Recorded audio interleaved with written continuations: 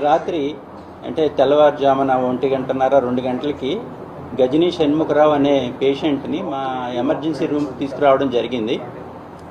అది మేము పరీక్షించిన తర్వాత మాకు తెలిసింది ఏంటంటే అతనికి ఎడమ తుంటి కీలు అంటే హిప్ జాయింట్ అంటాం, హిప్ జాయింట్ డిస్లొకేషన్ ఒకటి నోటీస్ చేశాము.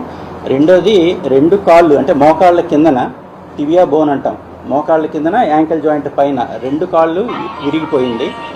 ఆ రెండింటిని మేము ఎమర్జెన్సీ రూమ్లో కొంచెం స్టెబిలైజ్ చేసి ఈరోజు ఆపరేషన్ థియేటర్ తీసుకెళ్ళి వెంటనే హిప్ జాయింట్ రెడ్యూస్ చేయడం జరిగింది. తర్వాత ఈ కాళ్ళకి ఆపరేషన్స్ ఇవాళ జరుగుతాయి, ఇంకా చెయ్యాలి అవి. అది అతని కండిషన్. అతనికి హెడ్ ఇంజరీ కూడా అయ్యింది, కానీ స్టేబుల్గానే ఉన్నారు పేషెంట్. ప్రాణాపాయ పరిస్థితులు అయితే లేరు ఈరోజు. అది అతని మెడికల్ బులెటిన్ ఇప్పటి వరకు.